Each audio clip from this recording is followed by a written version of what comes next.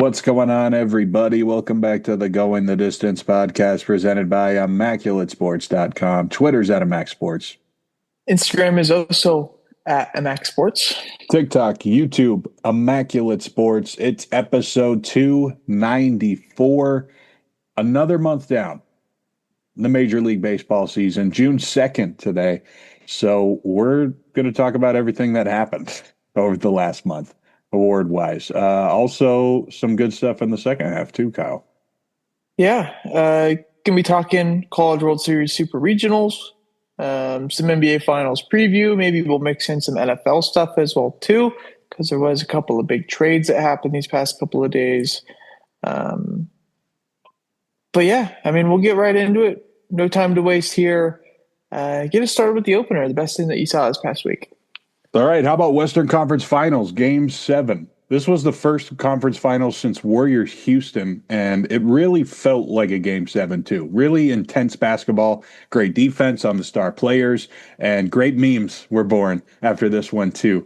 SGA was great, but Chet Holmgren completely disappears in this one, and this kind of game makes you wonder if this guy isn't the second option. Is he even the third banana, fourth banana on this team? They got a lot of guys. J-Dub is probably coming back. Cason Wallace took a lot of shots. A.J. Mitchell was injured, probably would have been scoring a lot in this game. Alex Caruso stopped shooting after he wrecked his wrist in that Game 7, but pretty good series.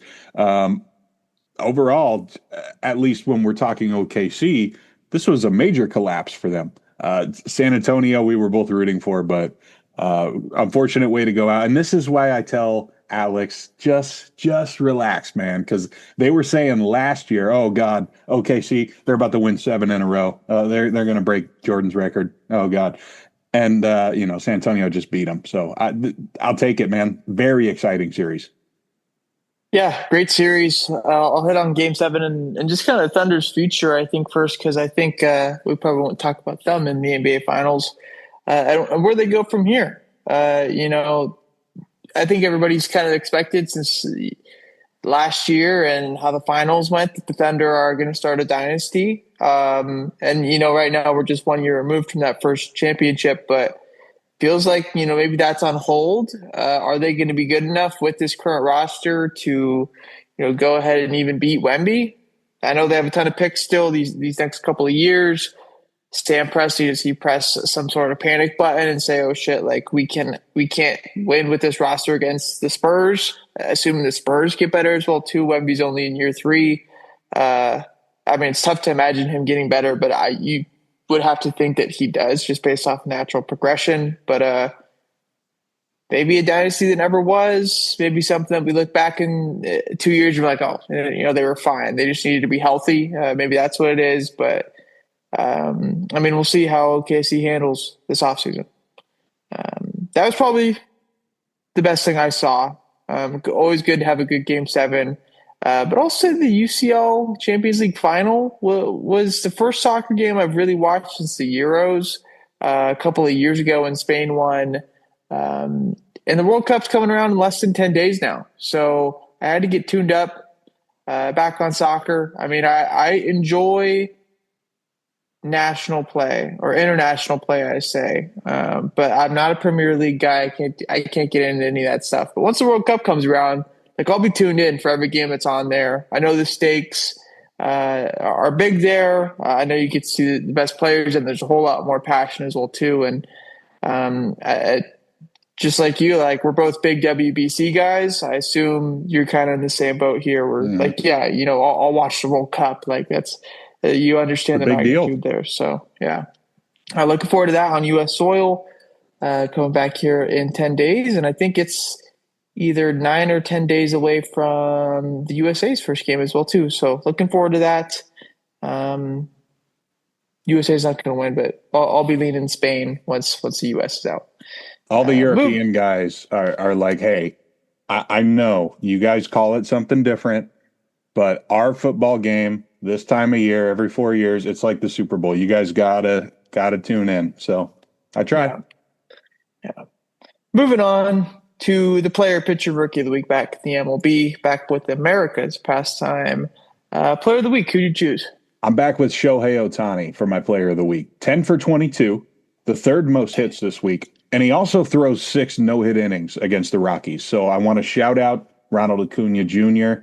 for being back and healthy, but I look at what Shohei does week by week, and I'm always amazed. Yeah, I decided to put Ronald here. The 6 for 16 with 5 homers, 9 RBIs, 8 walks, and 5 stolen bases as well too is pretty nuts. Good to see him back and healthy. I guess a little Shohei fatigue. I mean, you'll see in my awards I'm not Shohei fatigued, but Yeah. yeah, Ronald Acuna gets the player of the week this time around. Pitcher of the week. Pitcher of the week, I'm going with Garrett Cole. He goes into the 7th this time for his second start back from Tommy John in Kansas City, and he strikes out 10. He doesn't give up any runs, and he's still not given up any runs since his return. Yeah, I think when somebody comes back from TJ, especially after the long absence it usually has, and the longer absence that we saw from Garrett Cole, where it's really been World Series Game 5 that he last pitched in 2024. Like so. It's been almost 2 years since he's pitched 18 months. So see him on the mound and be fine. I think you usually have like a pretty immediate like skepticism, especially with a guy who's in his 30s. But Garrett Cole looks great. Stuff is good, and he was dominant. 10 Ks and 6 2/3, no runs allowed against the Royals. I want to say. Yep. And then rookie of the week. Connor Lee Early extends the list of great pitchers in this rookie class with another 7 shutout. He had 7 Ks and a big win over Atlanta too. So that game stood out to me. Yeah, Connolly Early is the guy I chose as well too. 7 shutout innings with 7 strikeouts, only 4 hits allowed. Just another guy where maybe the stuff isn't popping off the charts, but another very good pitcher in this rookie class who is very much under the radar, I'd say at this point now. Not even the best left-handed rookie pitcher on his own starting rotation. You'd say probably with Peyton Tolley, but Connolly Early's a stud, and he had a really good outing this past week, so he's the rookie of the week here. Moving on to our 2 months in awards, I guess 2 months and a week. I think that will be started on March 25th. So yeah, we aren't in the dog days of the season yet, but we're in the, I guess, puppy days. Still starting to get warm. Yeah, it's starting to get warm. We need to do awards though. So we'll start off. We'll go from the back in the AL. That sounds a little AO, but the bust. Get the bad award out of the way first. We're gonna bust first. Okay. Let's just get into it. Who's the bust in the AL through 2 months? Okay, I have completely changed my bust and my breakout. So of course there's going to be guys who still qualify, but I decided to go with Framber Valdez for this month. Over a 4 ERA. And so many people thought this would be the best 1-2 punch when it came down to the postseason. And they're in last place of the AL Central right now. And Skubal's not even playing right now. So not an ideal situation for Detroit. My bust is a guy who's been sent down. So maybe a bit of a weird spot here. But Bo Naylor. A lot of people had this guy as a breakout. I know Foolish Baseball had him as one of his breakout guys. And I saw a lot of people saying early in the year or prior to the year on Twitter, X, whatever, that this is a breakout candidate. And he was terrible. 23 WRC plus, negative .5 WAR, bad defensively as well too. Got sent down when they acquired Patrick Bailey. And I think that says something that, hey, they weren't confident enough with his abilities that they felt like they needed to go out and trade starting pitching and a first-round pick for a catcher. And I don't think that's something that you could have expected. It's also they made a conscious decision to keep Austin Hedges on the roster instead of Bo Naylor. Maybe it's because they want Bo Naylor to go get consistent at bats and get his bat back healthy. But he's been really bad. Obviously, we haven't seen him in the big leagues in about a month now at this point. But I'd say he's my bust.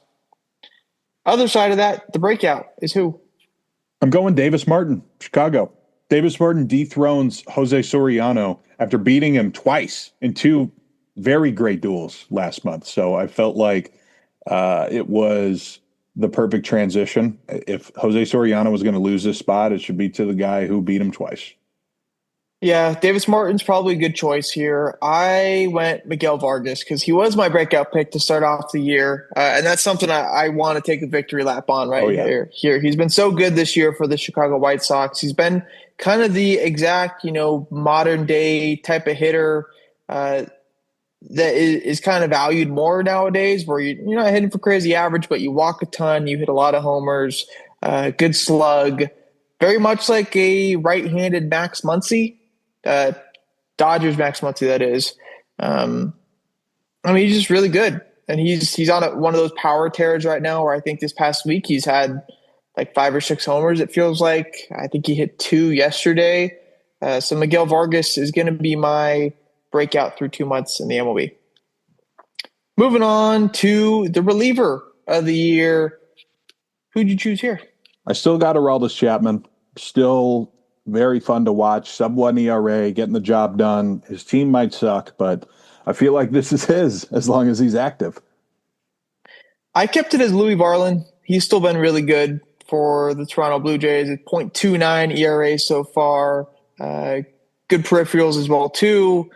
He's been just dominant for the Blue Jays in what's been a pretty lackluster year for them. So he's my reliever of the year, which takes us now to the manager of the year. Yeah.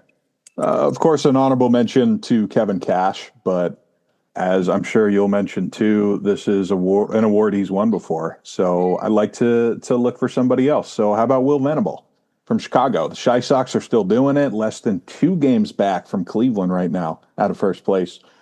Great run. They're still kicking.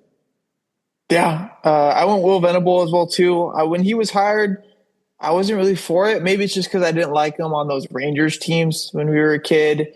But he's been a phenomenal manager for them in Chicago. He's navigated some weird bullpen and starting pitching stuff and has produced a team that seems to be having a lot of fun. I'll just hit on the White Sox real quick in general. Like, I was looking at their attendance over this past weekend in a divisional series against the Tigers, and they were putting like 30,000 a night out in what's called Rate Field now. I'll still call it US Cellular because that's what it should be called. It's just really cool to see. I'm happy for the White Sox fans. I think I've said this before. A's and the White Sox have a lot of parallels. And I'm happy to see them doing good. So Chicago and Will Venable, my manager of the year. On to the rookie of the year. This is where we get expanded to 3 different spots here. We will start off with that 3rd spot. Who'd you choose as number 3? I'll continue talking about Connor Lee Early from Boston. He's going to take this spot from Parker Messick for me. Just been a little more consistent, going deep into games still. And another one, I was not totally shocked. I know he only pitched in like 6 games last season, but just to see again, like, oh yeah, this guy's also a rookie. Such a great class. Yeah, my rookie pitcher in here is going to be Parker Messick still. Leads all rookie starting pitchers in the AL with 1.8 WAR, but just a really phenomenal class. Peyton Tolley, Trey Savage, Walbert Urania, who's been dominant as well too.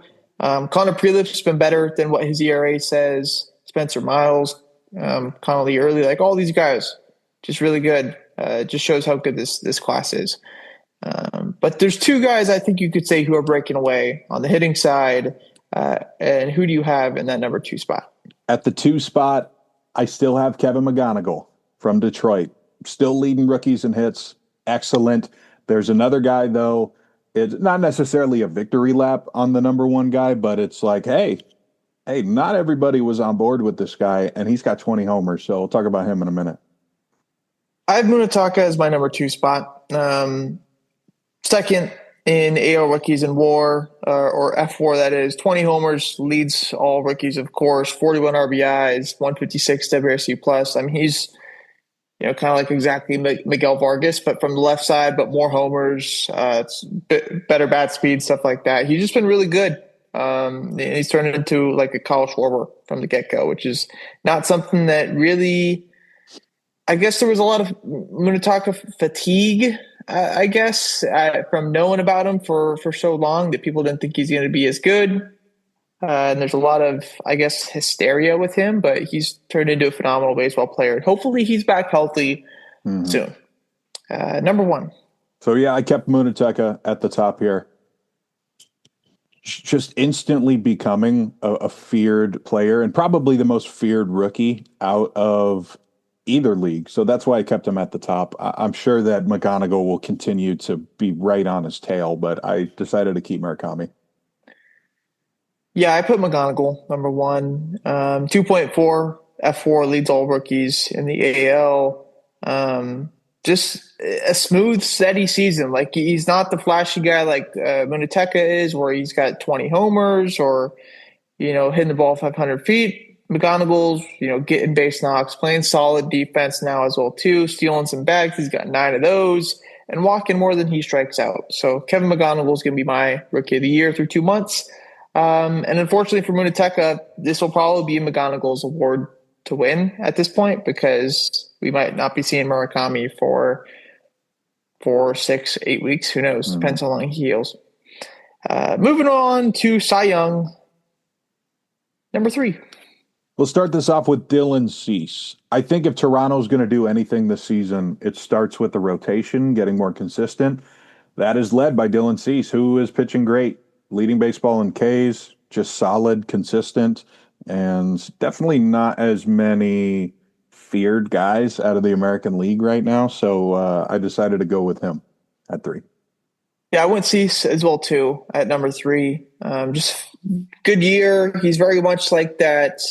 I'm gonna get you 5 innings, but it's gonna be 12 strikeouts, 0 runs, just dominant 5 innings. But he's gonna throw 100 pitches in those 5, which can be frustrating at times if you're looking for guys to get deeper in the game. But he's still been phenomenal in those outings that he's had, even in those 5 inning spurts. So Dylan Cease is my number 3. He's been a successful signing so far for Toronto. Number 2. Number 2, I got Davis Martin. Still got a 2 ERA. And every time he goes out to start a game for Chicago, and this includes the whole month that we missed, he just dominated every single time out. We'll see how long he can keep this up, but so far this is one of the best stories out of the American League for sure. Yeah, Davis Martin. I don't fully understand how this is happening. I mean, he's getting a ton of chase this year, which is definitely helping, but I don't know really what's sparking that chase. Regardless, props to the White Sox coaching staff and him as well too on making the correct changes to help him be a guy that gets you 6 innings, quality starts every time that he goes out. Still a 2 ERA, probably still some regression coming in a little bit. I don't expect him to hold a 2.00 ERA throughout the season, but he's definitely an all-star level pitcher right now, and should probably be in Philadelphia come mid-July. I think that's where the all-star game is. He's not getting traded to Philly. I'm saying he should be an all-star by then. So Davis Martin, number 2, which makes me think that we're aligned here with number 1. Yeah, absolutely. Cam Schlittler still at the top. We, I guess, kind of hinted at it when we were talking about, I don't know, two episodes ago maybe. We were having like a mock all-star team. Excellent, dude. Like immediately taking over as the premier guy in New York. And I believe he's on the bump tonight too. Really fun to watch, really nasty stuff. And just the new age of the starting pitcher. It's okay if you only go 7 if you strike everybody out, right? Yeah. Cam Schlittler, number 1. He's made the, not having Garrett Cole, Carlos Rodon, Clark Schmidt over the first couple of months be very comfortable for the Yankees. I think we talked prior to the season with their 4-man rotation that it could be a stress point for the Yankees early in the year, and it just wasn't. And Cam Schlittler, I mean, Ryan Weathers and Will Warren have been really good as well too, but Cam Schlittler has really been the reason why that has worked so well. A 1.5 ERA, 1.1 or 1.91 WHIP, expected stuffs are in the 2s as well too. So he's just been really good. Not walking a lot of guys. He's pretty clearly the Cy Young through 2 months in the AL. Takes us now to the MVP. Only 3 spots. Who'd you choose at number 3? Let's start off with Aaron Judge. He's got 17 homers and a 900 OPS, which is actually a little lower than we're used to from him. So because of that, I'm not giving him the 2-month MVP. But of course, he's still very dangerous and and it's going to have great odds for this award when it comes down to it. But after 2 months, there were two guys who were a little more consistent. I put Shea Langeliers at number three. He's been really good for the A's. I know watching him these past couple of weeks, he's been struggling a little bit, but he's still been phenomenal. I think catchers are still kind of undervalued, or hitting catchers are more undervalued in terms of WAR as well too. So I don't really think that number does him justice. Regardless, he's been raking ever since the All-Star break last year, and has been one of the best players in the MLB. Curious to see how a contract would look for him if the A's were to do that. But Shea Langeliers, number three for me. Number two. The number two, I got Yordan Alvarez. He was our number one last month and hasn't really declined that much. Tied for first with 20 homers, still hitting 300, still 1.0 OPS. Doing great. His team is just kind of bad. Yeah, Yordan is not the problem in Houston. He's just been hitting everything. I mean, there's not much to say about him. He's boringly good. He's one of the just like the dominant sets fear in you when he steps up to the plate type guy. And Yordan Alvarez is just something else. And we knew this from, 5-8 years ago, whenever he first came up, that like, oh, yeah, this guy's going to be here for a while. He's going to be tough to get out. So Yordan Alvarez, number two, and number one.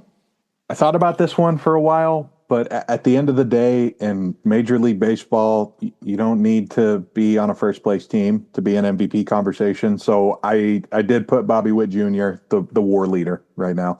9 homers, nothing to sneeze at for him right now. He doesn't have the best lineup protection around him in Kansas City, and probably the most valuable player in the American League too. Yeah. I think Mike Trout has definitely debunked this rumor of you need to be on a good team to win MVP. Bobby Witt is doing just fine for, I think, the 23-37 Kansas City Royals or whatever. Like, he's just been dominant, best player in baseball. It's not like he's a phenomenal fielder at shortstop, which I think helps bump up his WAR quite a bit, but it's not like he's the best hitter in the league, the best base stealer in the league. He's just really good at everything. And when you have that, you turn into a warmonger. So Bobby Witt, number one, pretty easy for me. And he was a guy I bet on prior to the season. So happy that that's going the right way. Let's go to the NL side, and we'll start off with bust in the NL. We'll start off with Bo Bichette. He's played in 60 games this year, so it's not like he's been out of the lineup, and he's still bottom 5 in OPS. Not good.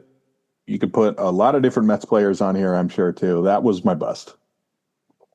Yeah, Bo Bichette for me as well, too. I think you can make a case for guys like Ezekiel Tovar or even Brenton Doyle, who's been bad defensively as well, too, which just feels really weird. But Bo Bichette is the guy who's getting paid $40 million. So that puts another, emphasis on here.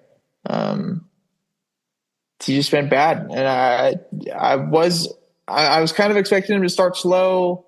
But for him to be 2 months in and still be playing like this is just kind of ridiculous. So Bo Bichette is the best. On to the breakout. Some good ones for the National League. Eldemaro Vargas, Brandon Marsh, Jordan Walker's who I had last time. So let's switch it up. I'm going to go with a guy who doesn't necessarily play every day. How about Jake Bauers from Milwaukee? 9 homers as a platoon guy. They really are Tampa Bay of the National League, man. It's awesome. I like watching Jake Bauers, so I picked him. Yeah, I've been a quiet Jake Bauers enjoyer for quite a bit of time. I don't think I've ever really said it anywhere, but he's got like the underlying stuff to show that he was bound to have something like this happen. Said Tampa Bay of the National League. I'll stick right there. Carl Harrison is going to be my breakout pick. A guy who, you talk about prospect fatigue. We've seen a ton of times where a guy, comes up to be a top prospect, doesn't really do as well, and then a couple years later really turns into something. I think CJ Abrams is really a guy to talk about on that same type of stuff. Sometimes it happens via trade. It happened with CJ Abrams that way. It's happened with Kyle Harrison via 2 trades now. And I'm just kind of rechanging his arsenal over there in Milwaukee, but it's been so good to see him pitch the way that he has. 1.7 WAR, 51 innings pitched, 1.57 ERA, striking out everybody. So Kyle Harrison, my breakout. Reliever of the year, I mean, come on. Mason Miller. Yep. Yeah, we don't really need to go. There's not much to say. We know who he is. We watched him for a long time. We're not talking about him because we dislike him or something like that. We just know how good he is because we watched him for 3 years, 2.5. I don't know. Manager of the year. This one was made for Don Mattingly, Kyle. His Phillies are starting to look like the Phillies again. And that's not something we were used to seeing earlier this season. I want to shout out their division rivals. I think the guys in Washington really like Blake Butera, but if Philly is able to get to another level here, I guess around the All-Star break where they are bringing in players, they are buyers still, then this is definitely going to be for Don Mattingly. I put Blake Butera. Don Mattingly, if we're in a month from now and they stay on this, 22-11 pace or whatever it's been since he's taken over, then yeah, he'll probably take over. But as of right now, the Nationals are neck and neck to them. Literally, they have the same winning percentage. And that roster is terrible. Like, it's really bad. They've allowed so many runs, but they also have the most runs in baseball, which is just like, how in the world did that happen? I know, James Wood, T.J. Abrams, numerous other guys are contributing, and I don't think a lot of people saw that. So Blake Butera right now is my manager of the year. He's done a great job in Washington, just navigating the hecticness that comes with a team that allows that many runs as well, too. Yeah. On to Rookie of the Year, starting off with number 3. I feel like Connor Griffin needs to be mentioned because I didn't think he'd be able to figure it out this quickly. And he has. He's got a 730 OPS. He's playing every day, and he's playing a great shortstop. Yeah, Connor Griffin is a guy I have here as well, too. It's very much like I said early in the season where it's like that Bobby Witt rookie year where it's maybe not, the full product is being put together, but there's pieces happening. And he has some moments, and Connor Griffin's done exactly that. He just hit the IL yesterday or 2 days ago with an elbow strain, but they said it's going to be a short-term injury. Hopefully he's back in 10 days because I also bet on him to be the Rookie of the Year in the NL. Number 2. I've got the same 2 guys at the top. Let's go J.J. Weatherholt at the 2 spot. Just been really solid for St. Louis. Like I've been saying this a lot today, but very quickly takes over as a leader of the St. Louis team. And, well, they're winning a bunch of games now. And we've talked a bunch about St. Louis this year and all the little things that have gone right for them. But J.J. Weatherholt was definitely a great pick for them, stepping into the top of the lineup immediately and just driving in runs. Number 2 is going to be where I put Sal Stewart. 12 homers, 10 stolen bases, a really good year over there in Cincinnati. Has slowed down a little bit in May, but I don't think anybody expected him to keep up what he did in April. So still a really good year. He's my number 2. And then number 1. Yeah, my number 1, I'm going Sal Stewart still. I agree with you. This isn't necessarily a 5-tool superstar, but what I have noticed from Sal Stewart is that he has a lot of professional at-bats, and I think it just came down to I'm going to take Sal Stewart in that spot over JJ right now, so I put him at the top spot. I put JJ number 1. The defense is the thing that put it apart for me. I know Sal Stewart plays like first base, so there's not going to be really a ton of defensive value derived from that, but JJ Weatherholt has been a phenomenal second baseman for the Cardinals this year. Good hitter as well, too. 9 homers is more than I expected. I thought he'd maybe have like 10 the whole season, but he's had, gotten to that point now already at this year.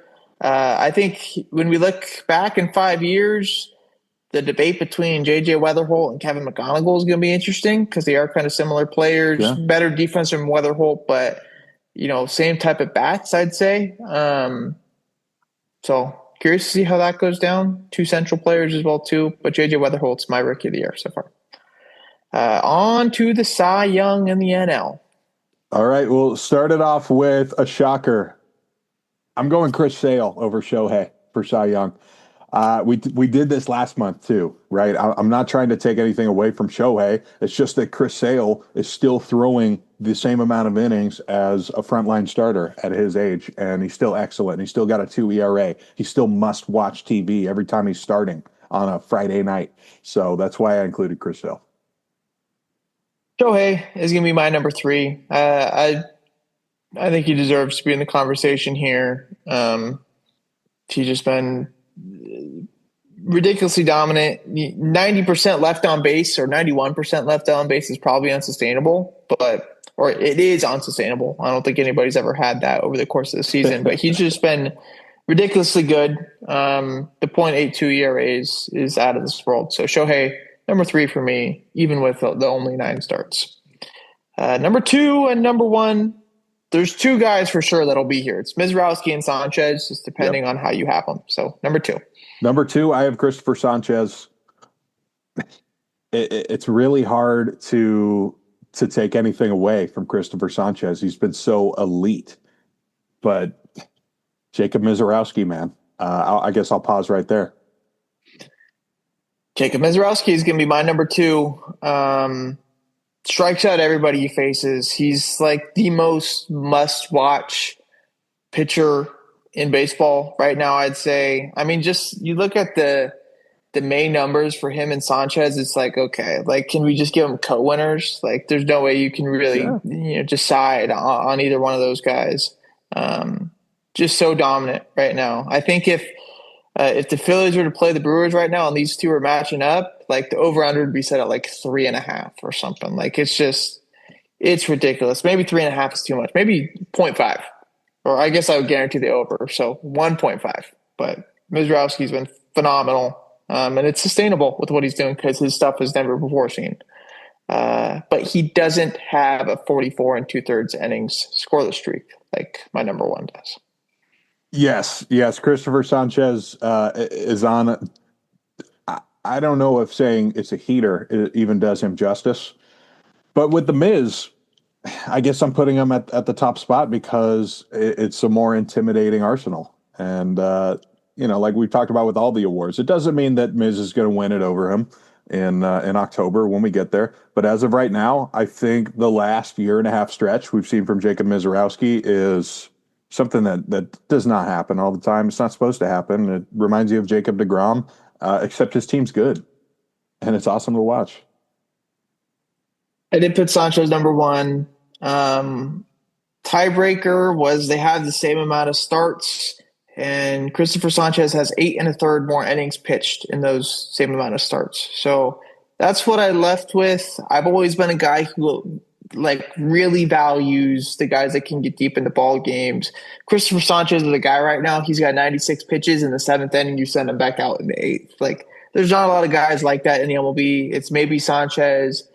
I don't think Skeens, they even do that with him. Yamamoto's like that. They'll go give him another inning. Skubal's like that. But there's just a handful of guys in the big leagues like that. And Christopher Sanchez has become that type of guy this year in Philadelphia, which is really cool to see. So Christopher Sanchez is my Cy Young, which then takes us to the NL MVP, which could be very boring because it might be all guys we've talked about.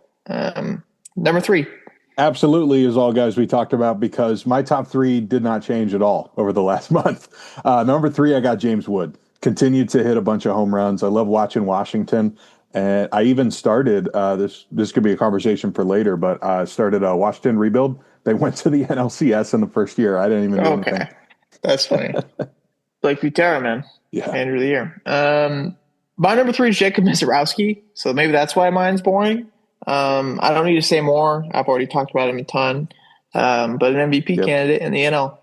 Number 2. Oh, yeah. Miz and Sanchez definitely up for conversation. But I decided to keep Corbin Carroll because of kind of the Bobby Witt factor. No one's going, oh, man, we got to play Arizona this weekend. Oh, no. But Corbin Carroll's always on base causing chaos. And I love watching him. And I love getting points on my fantasy team from him. My number 2 in the MVP, Christopher Sanchez. Yeah. So a bit boring there, but I think it's deserving at this point. And then number 1. Shohei Ohtani. He's not even hitting the ball that hard yet. And he's still like a consensus number one. Shows you how much more he has to grow, even potentially after playing eight seasons now. Yeah, Okay, maybe more. close I don't enough. know. Yeah, Shohei's my Maybe MVP, 9. of course. Yeah. Yeah, Shohei MVP. He's got a .82 ERA, but he also has a 900 OPS. Like that's kind of nuts. That's better than Carlos Zambrano could ever do. So, or Giovanni Gallardo, another good hitting pitcher. But Shohei's my MVP. I saw people saying on Twitter that he shouldn't get it because he hasn't been like the best pitcher, the best hitter. But it's like, yeah, so what? Like that's what makes like a 5-tool player. It's different here because Shohei's probably like a 10-tool player, but I guess he doesn't field, so he's not a 5-tool player. But regardless, like fifth tool is the curveball, I think. Yeah, it's a splitter and the sweeper. But regardless, he's nuts. He's never before seen.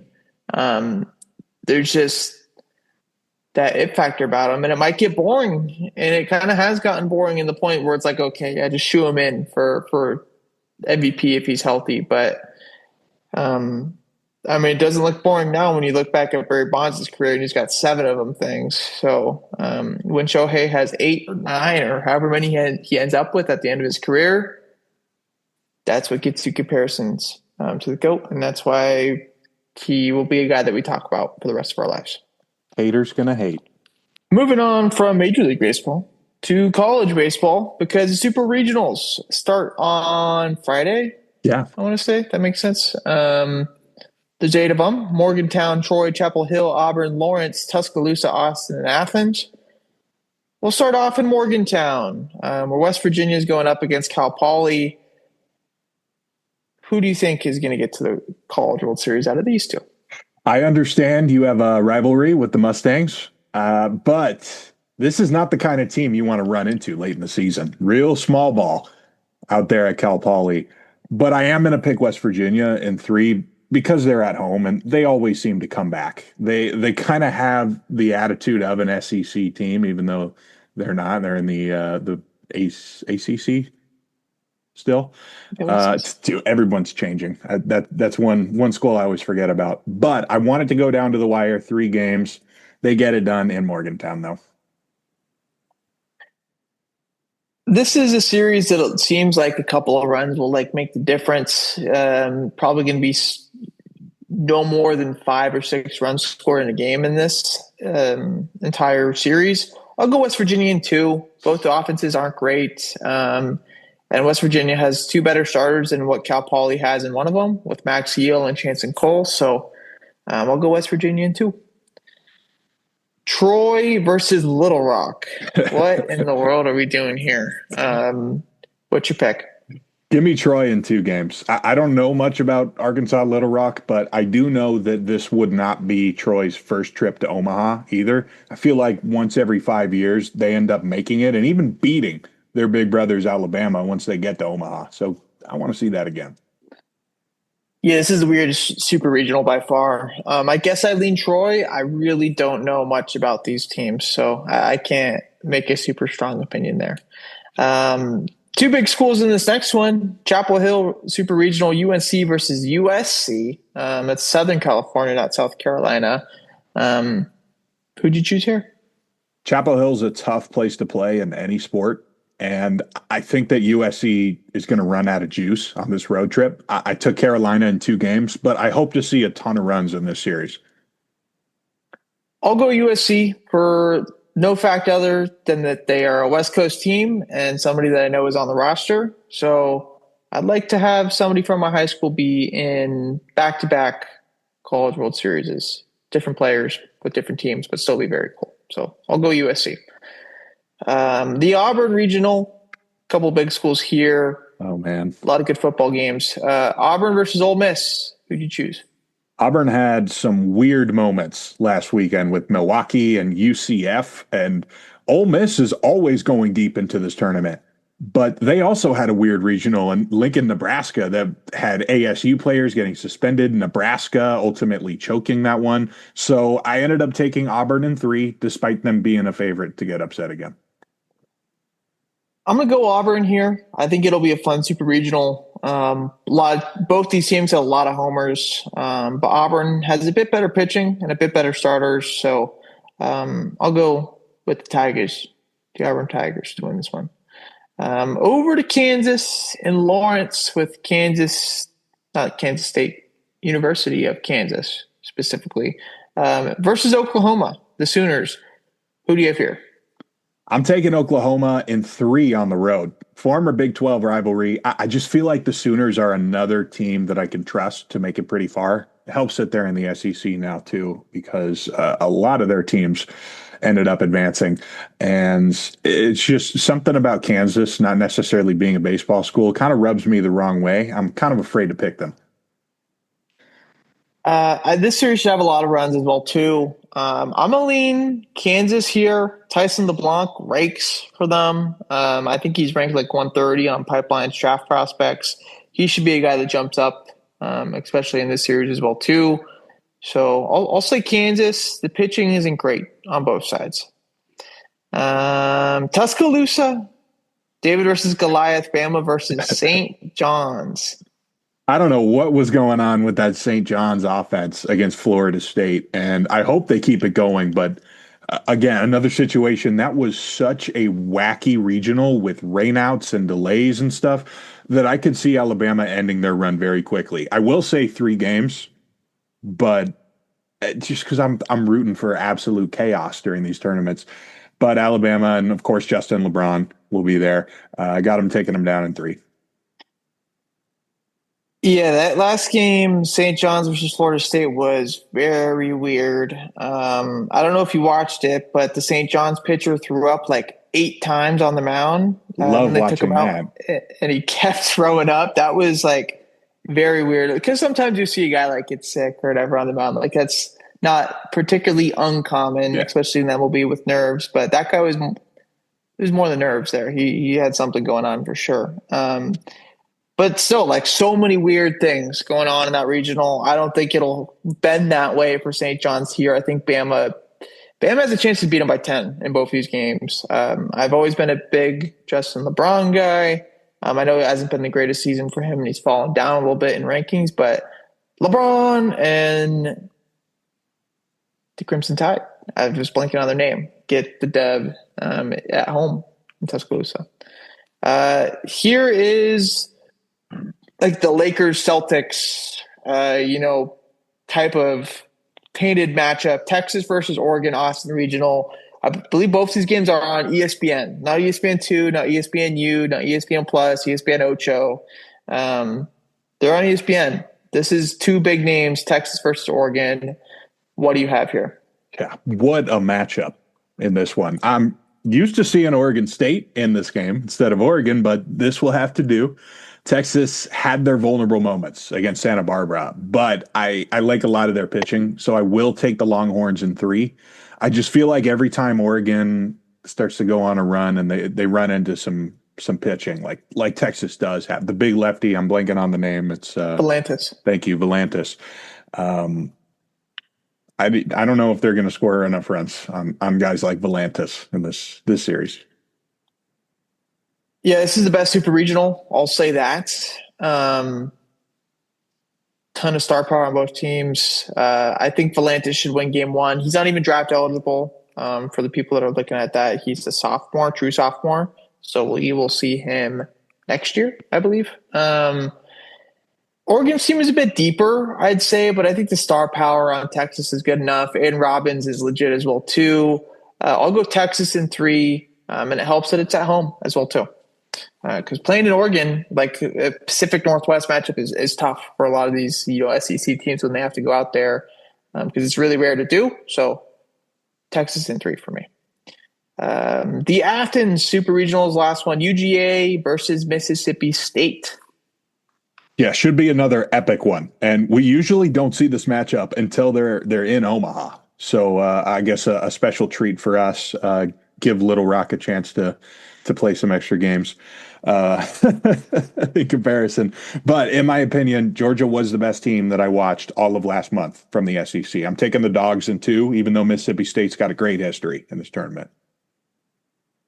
Yeah, this is a fun one. Probably the second or third best super regional. Definitely, I'd say behind Texas, Oregon, and then maybe Auburn, Ole Miss, or even UNC, USC, or maybe even Troy, Little Rock because of the craziness with the smaller teams. But I just think UGA's they hit way too much to lose this. Trey Phillips is one of the most fun players in college baseball. I'd say it sucks that he got ejected. I think for having like a bat flip or something. Regardless, UGA in three is what I went with here. Joey Volchenko, transfer from Stanford. Okay. Georgia starting pitcher. I watched him a couple times at Stanford last year because I watched a good amount of their games. He's a stud. I know it hasn't been the crazy best year for him, but he's a draft guy, and I think he shows out here and gets a spot in the College World Series. Moving on, NBA Finals preview. That starts on Friday, I think. Knicks versus Spurs. Yeah. Is that a rematch? I feel like that's happened, 1999. right? Okay, that's what I was going to say. Mm-hmm. That was a Spurs championship then, right? Yep. Yeah. So, I mean, I don't have anything prepared here. You got anything? Or I got you. I got a little preview. Okay. All right, cool. And it's based off of what you just said. So perfect. The Spurs and Knicks are back at it like it's 1999, Kyle. And I think we could see a very similar series. In that year, the Spurs 1-5. I don't think it'll be that quickly, but I think it's the same identity. It's the hungry New York team just dying to get back to the finals. But there's a new sheriff in town. Tim Duncan / Victor Wembanyama is the only thing that matters in this series. Is Victor Wembanyama out there, healthy, not fouling out, which he's been able to not do over this entire playoff so far, which is great. Whenever Victor wanted to get to the spots that he was trying to get to against OKC, he got the job done, especially in Game 7. He knows how big of a deal this is. That's why I'm so enamored by the Spurs and Victor Wembanyama right now. New York, on the other hand, though, very similarly built roster as OKC. They're just going to need to hit their threes because they're going to get opportunities. Can Josh Hart be a guy that hits 6 threes and matches Champagnie? Because of that, I will go San Antonio in 7.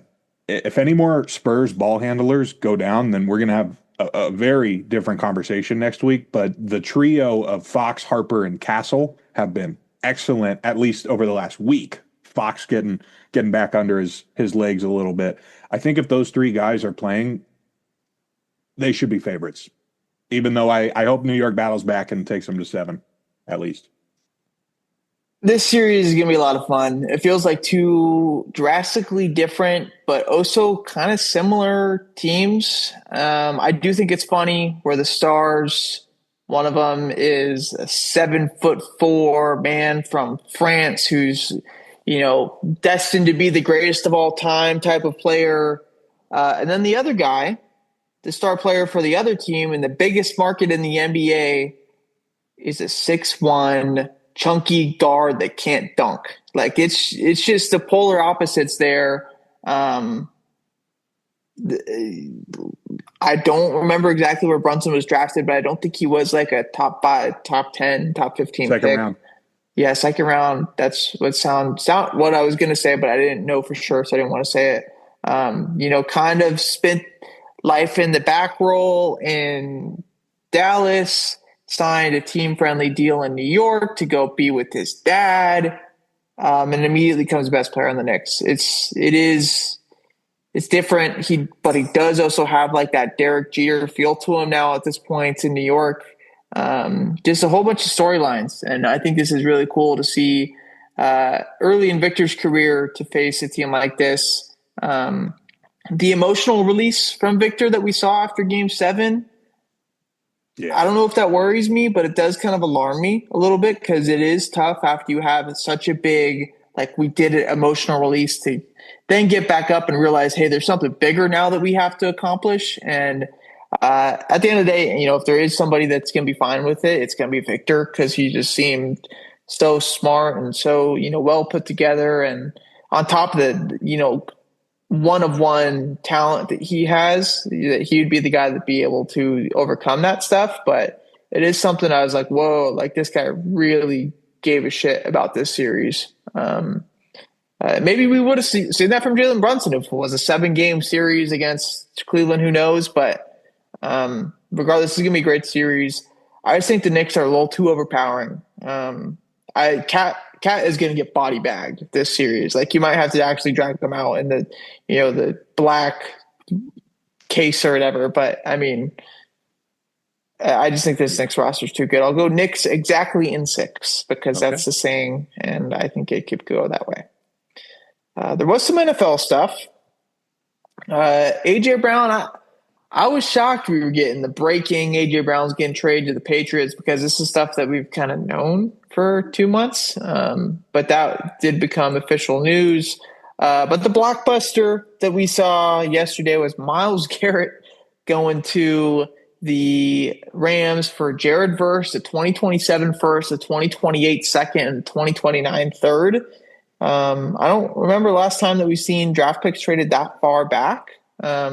Herschel Walker, I don't know, but Ricky Williams. But regardless, I mean, what a trade!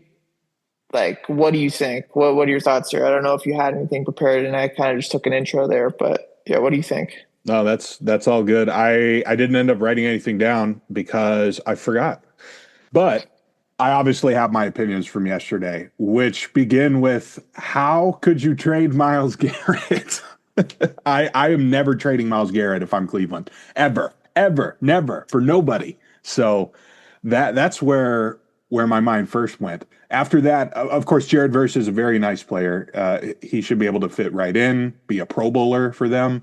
I do think he's a good fit. But Myles Garrett's a first ballot Hall of Famer, and they're going on their last dance with the Rams right now.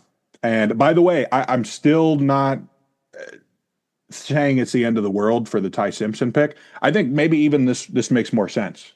Like, oh, we knew this was coming, so we could take the quarterback now instead of taking Ruben Bain. Yeah, I don't know if I'd put it as the last dance thing. I think this is just like another reason why they can just be really good for the next 5 years. If Ty Simpson sits behind Matt Stafford and has Sean McVay coaching for 2 years before he ever sees the field, maybe he is better than Jordan Love and other guys that have kind of had that same similar career trajectory. But Myles Garrett might have like 100 sacks this next year because they're going to be winning early. And just have those 3-4 second plays on defense where the quarterback has to hold the ball because they also have Trent McDuffie and a really good defense besides him as well too. Like I don't know what the over under number is going to be at, but I think the over under line should be at like 23.5, 24.5 per sacks. Like I can see him getting 30 sacks this year. Like I don't think that's even like that crazy to say now. No, he had a league average D line around him, and now he's going to a very elite. And they were losing every game by like 20. Like it's unreal. Like he actually might have 30 sacks next year. Like we might see the record just get shattered. But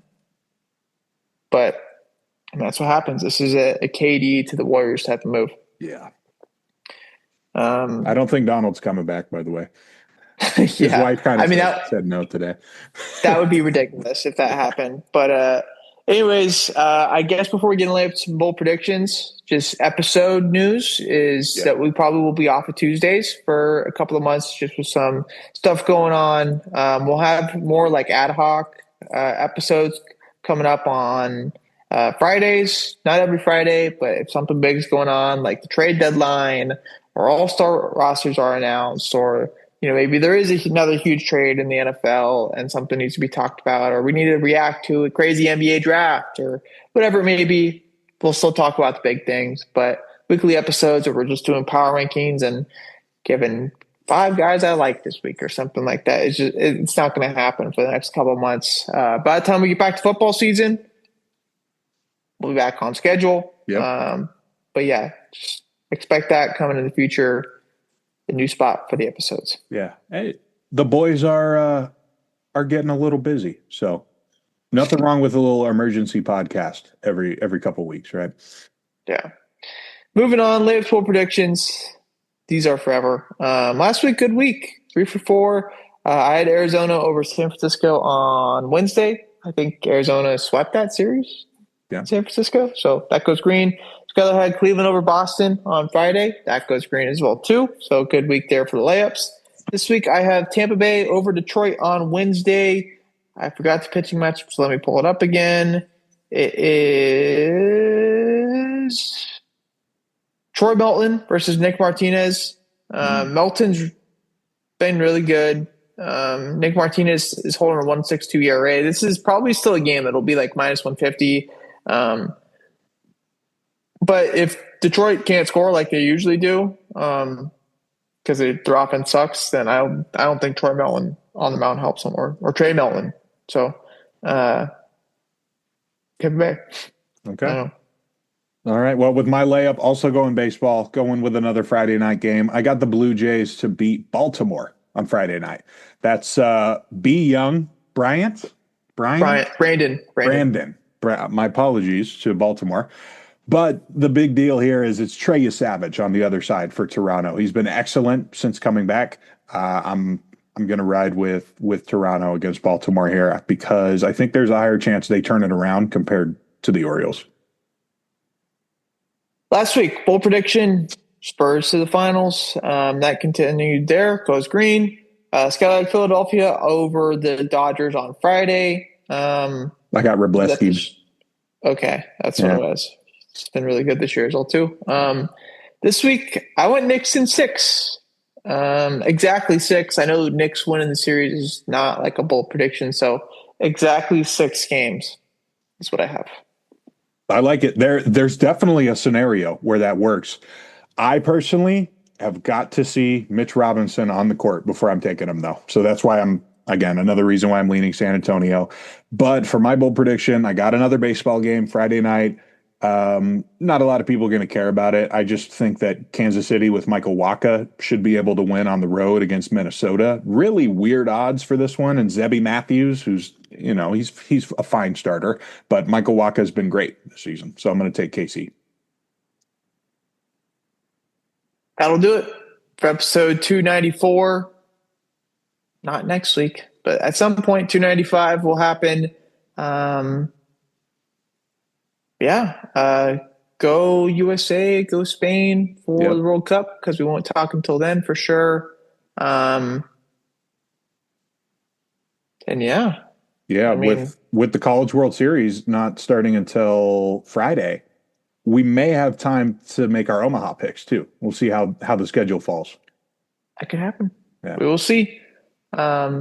Regardless, keep your stick on the ice. And any closing remarks? I don't got anything else. Mini camp season, finding out more NFL stuff by the day. Of course, 2 big trades. Yeah, it is secondary smoke season for the NFL with OTAs and training camps. Yeah. Regardless, we'll see you whenever. 295. We'll see you soon. Adios.